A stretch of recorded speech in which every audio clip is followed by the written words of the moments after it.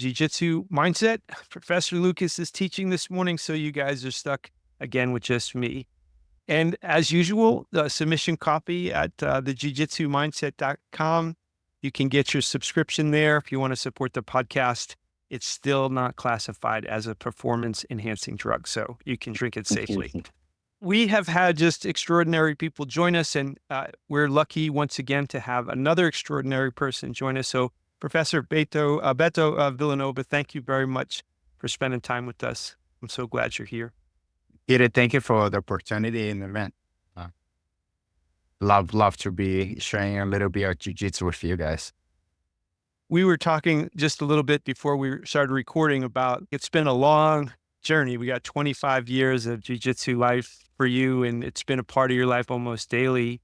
And it seems to me that some people's lives have more packed into it than other people's lives. Like some people have. And when I was doing my research to talk to you, it seems you've had a lot of big experiences in your life, and jiu-jitsu seems to be connected to your journey. So we ask this question frequently, but I'm curious who you might have become if you had not been dedicated to jiu-jitsu, because it seems so central to your experience. This point, I don't know who will be this Dutch, right? It's funny. I just realized a month ago, we went to a vacation. My wife and my daughter went to a cruise to Alaska. And day before the cruise, I was like, oh my God, I miss my people. I miss jiu-jitsu. I miss teaching. I miss being a man. All right. So it's hard to say now what I'll be doing without jiu-jitsu. I don't have an answer. Mm-hmm. It's funny, like you mentioned, it's 25 years dedication to jiu-jitsu. Of course, there's ups and downs, but every time I was a little bit off of the track, off of jiu-jitsu, something else pulled me back to the mats. I feel like this is what I have to be doing for the rest of my life. I want to do this jiu-jitsu for the rest of my life, and I want to change people's life the way jiu-jitsu changed mine. Right? I can't tell you, Kyrie. It was in some of the videos that I saw people talking about you. It was one of the things that struck me is that one of the people you've instructed said, it's so rare to find somebody who's so perfectly suited for what they do. They're like, they could not imagine you being something different than a professor of jiu-jitsu. And I'm sure your relationship to the art now versus your relationship to the art when you started is very different. It surely matured over all these years. When you think back to the early days of what attracted you initially to it, what were the things that had you turning your energy and your attention to jiu-jitsu? Knowing now, the knowledge I have now and understand is most of the things for me was boring. The school was boring. I always used to play soccer for the high school. It was fun, all right, but I wasn't good at it. I didn't play soccer. Like I have the friends, people that I grew up with, that's just, I don't know, unbelievable. They could be soccer players. And I was there for the community, right? For the friends and going, it was boring at a point of time, right? And jiu-jitsu was new. I was getting exercise and getting worked out. I started training. I lost 10 pounds, maybe, or more. Training daily and understanding, like having something new every day. Okay. I wasn't that repetition when we go play soccer. You do some drills daily. It should become a habit, right? Was new. Everything's new. So was it from a physical activity, it held more appeal to you than the other physical activities? But martial arts have that they attract people for different reasons. Was the environment of the time that you moved towards, did you have a self-defense attraction to it, or was that second to a friend of mine in high school who every day was bugging me, yeah, let's train jiu-jitsu. And man, I'm playing soccer here. So, and got on a point, say, if I go once, do you leave me alone? I just want to be let me live my life. I don't know nothing about So I had no idea what jiu-jitsu is, just my friend telling me, let's go train. All right. And I said, okay, if I go, you will leave me alone. I said, yeah, go once and I'll leave you alone. Right. And that's all it took, once. You step in the mat first. Feel that like today, right? When I was took that first step to the mat, to have everybody embrace you. They come here to help you. I remember my first class. I remember we learned, right? It's not like it's today. We did do a conditioning training, 30 minutes. 30 minutes is not a warm up, right? It's a conditioning training, Yes. 400 sit-ups. I ran a sprinting, right?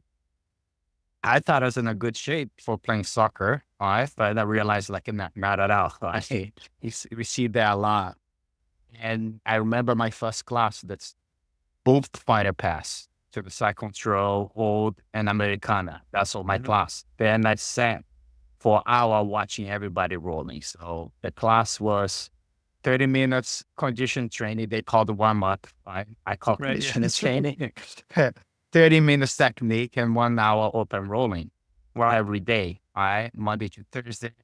So Friday was just an open mat. Right. But that was, I knew, I think in the first month that, hey, I'm going to be doing this for a long time. Yeah. Was the skill acquisition for you? Was it a natural set of movements for you when you got on the mats? I was a soccer player too, and I didn't come to jiu-jitsu until my body had been through the ringer, and I started when I was 50. So the tools that I started with were different than if I had been a teenager. But did you find it something that was natural for you or something that was awkward? Yeah. I felt comfortable being on the mat, stepping on the mat, being tossing around right and left. It wasn't comfortable at all. And with no knowledge of anything, I knew nothing. So it wasn't comfortable at first, but inside of me is I need to keep doing this, all right? And every time, every class, I'll learn and do okay. Sure. Right? It's not nothing like, oh, this guy's gonna be amazing. All right. It's over time, everything came So it's just with acquired, time. like with time. Yeah. Makes sense. Yeah, I think like for me, my experience was it was very unfamiliar. That was not my brain and my body had trouble connecting to it. And I think had I been younger, I think that might have been, it still has trouble connecting to it. My brain is I still feel so. If it's not, and I hope this is one thing. I hope that never goes away. Oh, that's an interesting. So you want Yeah. to always be in that beginner mind frame. Yes. And I do hope. I was talking to my students a month ago. Say, I hope never goes away, because if it goes away, I stop training jiu-jitsu. That's interesting. Yeah. Yeah, I feel that's the thing that jiu-jitsu brings, that is never end. All right. And if one day I think I'm good at jiu-jitsu, I think it kills. It's gonna kill jiu-jitsu to be done for me. That's it. Yeah. I tell you what, when I talk to people who started in that time frame that you started, that they describe the 30-minute conditioning versus the 3-minute warm up that we generally do is a big difference. But also people tell me that the attitude on the mats was pretty different back then. That you had to survive. It was a lot more about survival in those days. Is that true for you too, Brazil? And there was a lot less concern about how people were feeling about their experience. For the year that I started, I don't know, I'll say minimal of 100 people started, and Right. there'll be 1 or 2 people who got a black belt. Okay. So it was hard. And the teenager, you're growing, like one of my professors, one will be yelling at me, hey, use strength push. The other one, let him learn his technique. And so there's a conflict on both of my instructors. One wants me to just push and fighting and be aggressive. The other one's like, let him take his time, learn the technique, give him time. He's going to learn the technique. Once the strengths get together, that's when you find jiu-jitsu. When you need match your strength, you have fine jiu-jitsu. Then you start them doing better. All right. But it was hard. 30 minutes conditioning training, 30 minutes technique, and 1 hour row Right. daily. You toss right and left. So you find great people that want to help you. It's a bit amazing about jiu-jitsu. Let's say 95% of the people is the one they're gonna like, embrace you and hey, come here, let's learn this together. Let me help you. And then you're gonna have a 4-5% that's just wanna beat you up. You're right. Right. And it's not different, especially on the place, the academy area is a high and grace team. And the professor was like right on competition, competing, world champion. And we had that high and Gracie, the Gracie for like, hey, let's train hard. Right. Every row you go and let's literally push each other to the limit. Every time. So as you go from your experience as a teenager and you go through your life, when does it start to turn from this is something that I do to it becoming your livelihood too? Because that's it's a it's a big leap from being somebody who's just being taught and then it's something that you do that's just for yourself and maybe you're competing. But then to make that this, I'm going to organize my life around this. This is going to be my livelihood too. What, where does that fall into your journey? It does falls on different times, right? Different times of my life. I knew that I want to be a jiu-jitsu instructor, not far along, like maybe less than a year training jiu-jitsu. I even told my friend at the times like, hey, this is what we're going to do. This is what we're going to do. We're going to be teaching jiu-jitsu. I want to open my gym. I want to have my studio. He's a He's a teenager. white belt. Yeah, Okay. Wow. like So not that you like it's knew like when you say love at first sight, you yeah, got married on that I night. got yeah, and I knew I can't now I can say like I knew at that time, but the will it was there. I want you. I Mhm. wanted to do that. When I was 18, purple belt, friend of mine, Master Lopez, he was teaching at the gym by his house. It was like 45 minutes a bus ride Okay. from where I lived. He had to move and he had a group of people, students there, and he asked me if I could take over and teach. I was 8 years old. I went there. I was there for 8 months, if I'm not wrong, teaching, going there twice a week, teaching the process. It was a cool experience, made me grow as a teacher a lot. There's a few things I realized there as young as 18 years old that I took to my life. And then there was just 18. Then when my professor moved to US to fight with our hands of grace team, MMA, right? He moved and put a couple of student instructors to teach his academy. And he asked me to teach a class over there, starting running the class over there. I'd be twice a week, 3 times a week to run a class. So I started seeing few things as well.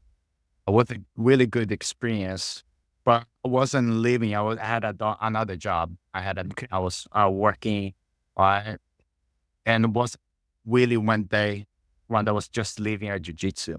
There was like 2008, if I'm not wrong. And 2010, that's when my professor invited me to come to US. That's when I started living of jiu-jitsu. In 2010, when Yeah. as an 18-year-old young man running a gym at the time, when you look back on that 18-year-old versus where you are today, do what would be the biggest contrast between you running that school? Because I think about our gyms have such a huge age. We have 4-year-olds, and then you got old dogs like me in their mid Yeah. 50s. And I'm always impressed with the younger, for me, many people are now much younger than me, but their ability to address students where they are at the time. But if I was 18, I think it would be hard for me to figure out how do I teach a 40 or 50-year-old person because I wouldn't have had enough life experience. So as you were the leader of that community at such a young age, and you think about now where you have a lot of life experience, what would you be saying to that 18-year-old instructor in yourself now, hey kid, why don't you think about this or that? That's a lot. That's a lot. One thing that stick with me, and I try to share this through the higher belts, brown, black belt, they start to see, people start seeing them as models, right? Yes. 18 years old, what I was doing, what I was teaching was Mondays and Wednesdays, I was learning Jiu Jitsu right, from my professor, and Tuesdays and Thursdays, I was just teaching them. So I was following my professor's style. I was copying him what to Yeah. do, right? And, and I made a big mistake. Just I know today was a big mistake of, you know what? Just do what I say, no matter what. Okay. I did that a lot. I made a big mistake. I think for my fault. I understand now it's my fault. We had a really good kid, 14 years old, a teenager, right? Really strong, really technical, great technical, great jujitsu, and a great person. Mm-hmm. And because I told him, hey, go roll with that guy, all right? And I'm tired. I said, it doesn't matter. Just go, all right? I'm your professor, I'm your teacher, so you do what I say.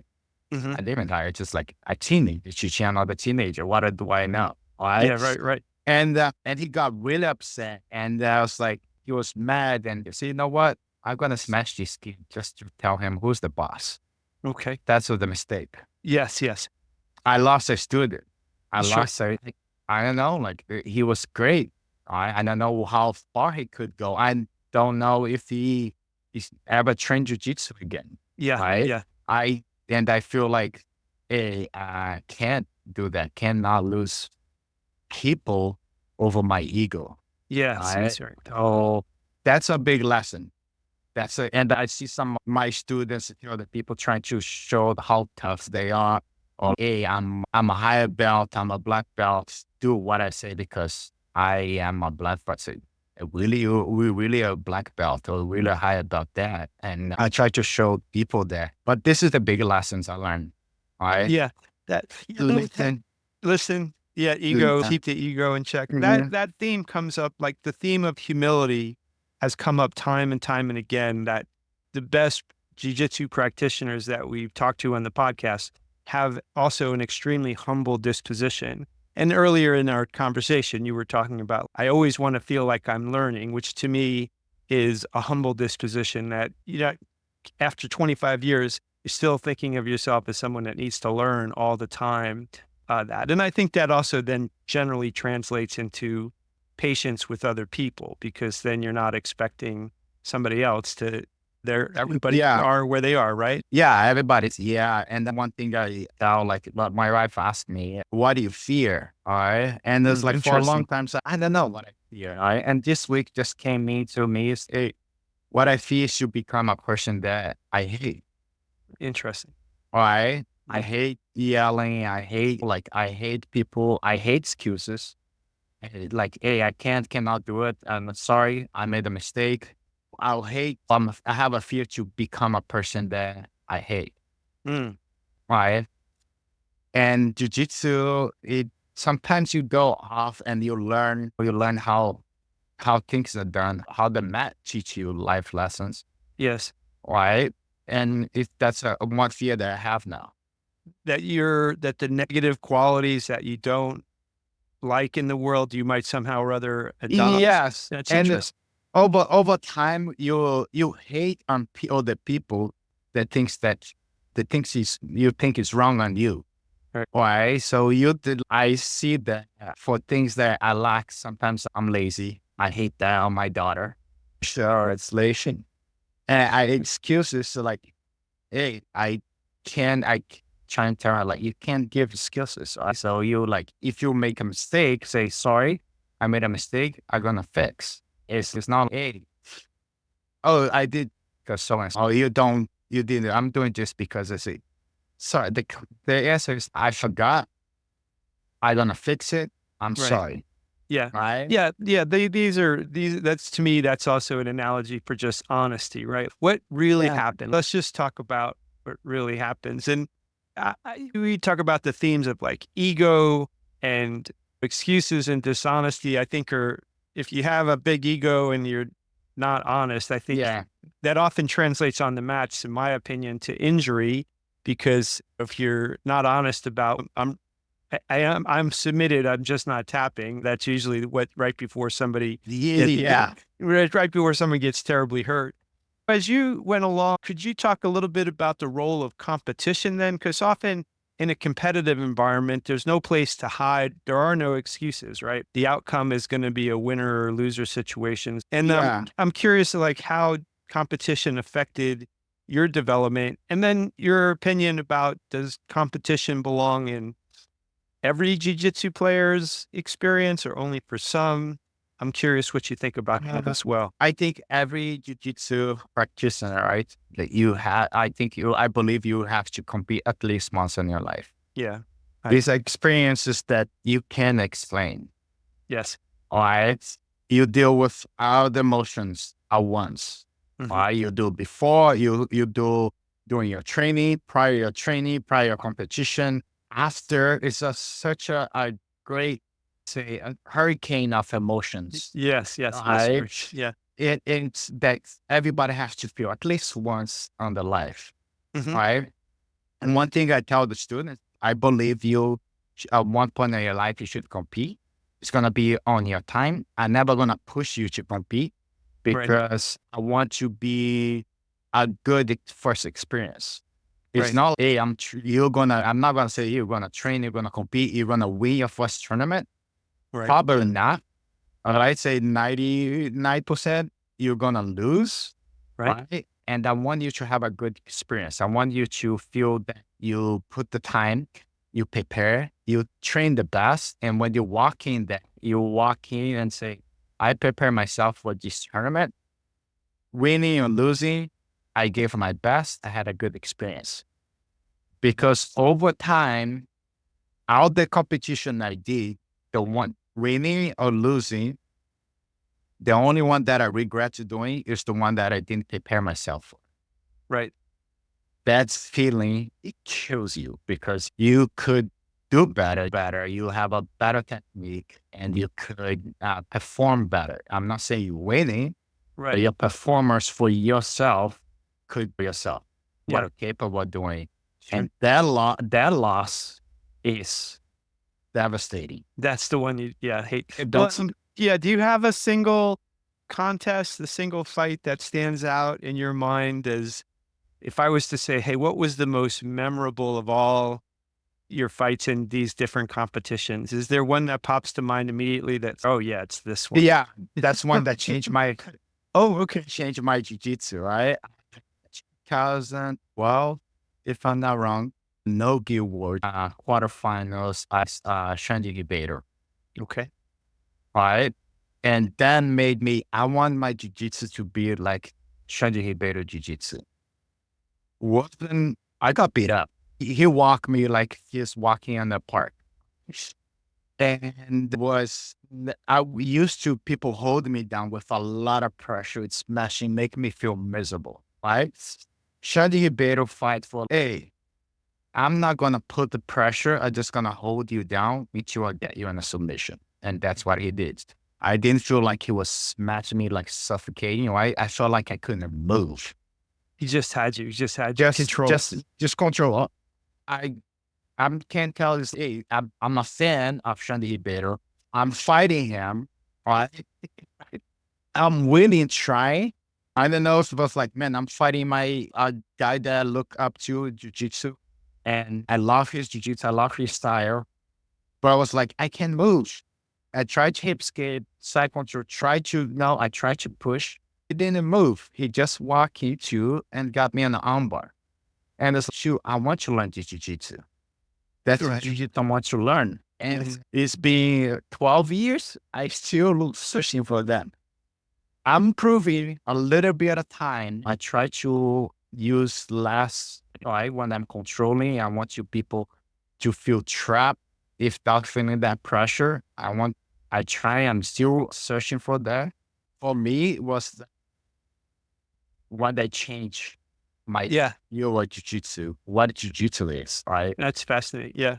Yeah. And that's some of the videos about you out there talk a little bit about the invisible advantage. And Hicks and Gracie likes to talk about invisible jujitsu. And it's interesting when you think about the difference between this extraordinary high level of skill that was less violent in a sense. It seems like this, the exertion of control wasn't about trying to hurt you per se. It was just like you were controlled in a manner that you hadn't been controlled previously to it.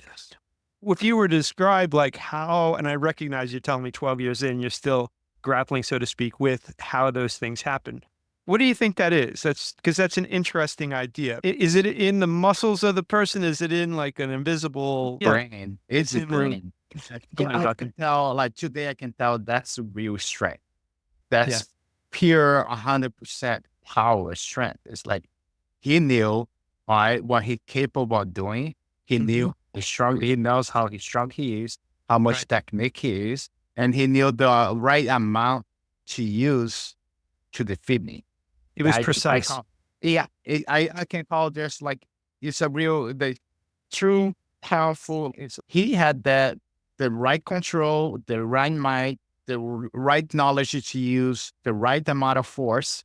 It's I don't know. He can tell if it's perfect. No, I can't call it. For me, it's perfect jujitsu, Yeah. Right. right? But he's the best person to say if it's perfect, not because, like I said before, like I'm still searching for, I'm Yeah. still learning.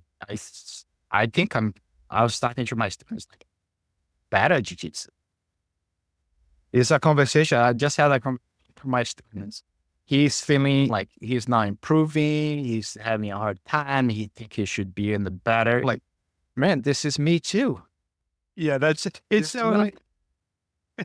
Yeah, I'm at the beginning of my jujitsu journey, and I'm like four, 4.5 years in, and I started with this body that has all these different injuries. So I'm always working around the constraints of the tools that I have. But the length of time, I was listening to Hadra Gracie talk about like a cross collar choke, and he was in this conversation, he was saying, I was several years past my black belt before I really dialed in this particular movement. And the intent, I think, of conversation was to say, you might perceive this to be a basic movement, but I was into my black belt career before I really found it. And I find that a fascinating thing, having done other athletic activities where certainly at the master level of anything, people who are the best at what they do, there's always a refinement of that. But I don't know, for me, the jujitsu journey only gets really, or shouldn't, let me put it a different way. The jujitsu journey gets richer and richer the longer you do it because it seems to take so long to really acquire the connection between your brain and body to do it well. That was part of why we started this podcast, is that we feel like too many people quit before they really understand how much pleasure they'll get if they just hang in over years and years. And in a certain Yes. sense, it almost sounds like you're saying the same thing. Yes. It's one challenge that we have as martial artists, professors, a business owner is how do I put out there the benefit of jujitsu when it takes so long for you start feeling, Yeah. Yes. right? It's like how I tell people, hey, come here, spend hour a day, 2 hours a day with us, and you're gonna start. That's a instant benefit, right? You work out, you get that adrenaline, right? Like you get that other benefits in the first month, two Right. months, 3 years, first year, you get a lot of benefit. All right, you lose weight, you get faster, you get stronger, all right? You find friends, there's a big community, right? You find support, and there's a group of people who want to help you to be better. That's the first thing you get from jujitsu. But you will get the real benefit of jujitsu after 5 years, I'd Yes. say. I and it's a Yes. long time. Like for culture like US, one thing I noticed, and I talked to my office America, she's a psychologist, and I would like Americans want, not just American, now I think the whole world wants to know, I'm going to start today, when they're going to finish, Right. when Yes. I'm Yes. getting my award, right? Like when I'm gonna get my Yes. degree. And so I can't tell you when because I still looking for it. Right. Right. I Right. still want my journey. I'm still learning. Yes. One of my favorite people in the world is Professor Jason Hawkins. He has this book that I refer to a lot called Light on the Gentle Art. But he, like you, is long career. He's roughly my age, so he's got a super long career of being a martial artist in a variety of ways. And he was having a conversation with one of his students that said, what if there was never going to be a belt promotion? And we just did away with all that altogether. Would you come back next week? Would you still be here? And those of us that say yes to that, where there's not, because for me, I feel like I recognize that I'm a beginner, but as I approach 5 years into it, I feel like, oh my goodness, like, please, I feel like I'm in my first year still. I still feel like I have no clue of what's going on. And honestly, when I forecast out, 10 years please don't give me any more belts because I don't want anyone to think I actually know something, right? Because that's my experience. So the folks that do hang in that are there for other things, right? I think you're right. Yes. If you need to have the recognition in the way of a belt or a gold medal or whatever, then I don't think this is something that will be baked into your life. Whereas if you're extracting other things from it, I know that I how, training jujitsu has affected my business life, my parenting life, my marital life. It's taught me things that I've thought a lot about that then it carry over into these other areas of my life. Having touched so many students, and it's been clear to me how loved you are as a professor. Do you have a particular story of somebody found jujitsu through your instruction and then it changed them? And I'm sure you have many stories, but do you have a favorite story that you like to Uh, tell about that? yes, I do. I have a student. He starts training 4 years old, I think, 4 or 5. Oh, wow. Yeah, 4 years old. That's the earliest we started. I think it was 4. He starts training with a year into his dad starts training. If with another year, for a year later, his mom starts training. Oh, wow. But yeah, and from the kids starts training and they see the community embrace them, right? The bad starts training, lost a lot of weight. The Hmm. wife start training and lost a lot of weight. So they are training, they love, they come every day. Sometimes they come twice a day.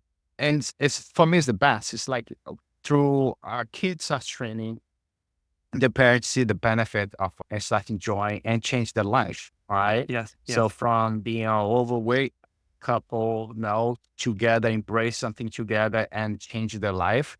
It's for me, it's great. And that will echo throughout probably not just those three, but they'll carry whatever they have with them now. If they move away from you, The moment, yeah, they will carry yeah, this experience with them forever. And maybe there'll be a time where there's even a grandchild. And my guess is that this change, the recognition of the value of, okay, we go and live this lifestyle. These are all yeah, the benefits that go along with it.